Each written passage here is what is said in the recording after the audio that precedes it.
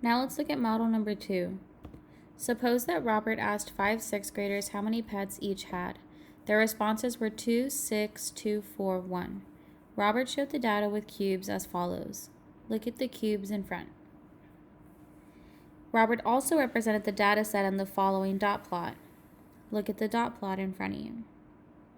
I noticed that to create his cube representation and his dot plot, he first had to put the numbers in order from least to greatest. Can you see that the original stacks of cubes match the dot plot? I see that the number of cubes in each stack corresponds to the dot plot, to a dot on the dot plot.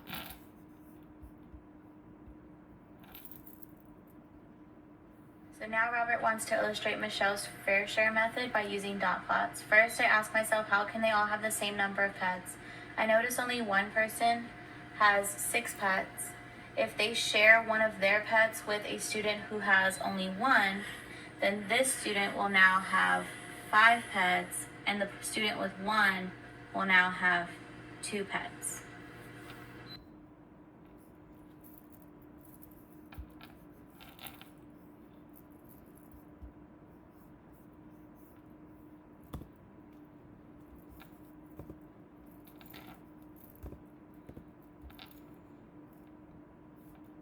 Okay, so the dot plot in front here now is the one we manipulated. The cubes also show manipulation as well. I ask myself, do the dot plot and cubes represent fair share? Well, I notice not all students have the same number of pets yet, so I can keep trying and see when they will have fair share. So now that they don't have the same amount of pets, we can keep going. I'll take 1 away from the student with 5 pets and give it to a student with 2 pets. So the student with 5 pets now has 4 pets, and the student with 2 now has 3.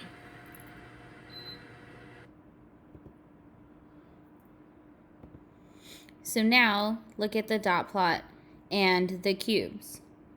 I ask myself, do the dot plot and cubes represent fair share? I notice not all students have the same number of pets yet, so I can keep trying.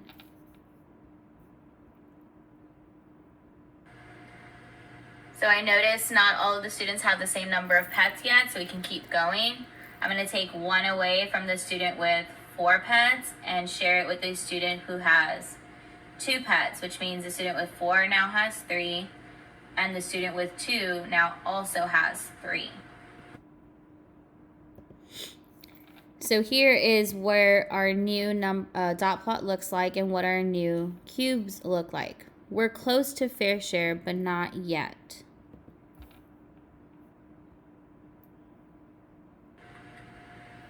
So I still notice that not all the students have the same number of pets. I'm going to take 1 pet and share it with a student who has 2 pets. That would leave this student with 3. And this student will now also have 3. Now that I notice that they all have the same number of pets, I can say that they have a fair share. Okay, so now looking at the dot plot and the cubes, do the dot plot and cubes represent fair share? So I noticed that all students have 3 pets, which means they all have the same number. So yes, they represent fair share. In this case, 5 students having fair share of pets mean that they each have 3.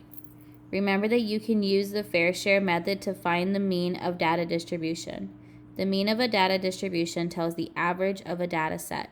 It is the amount if everyone would have had the same value.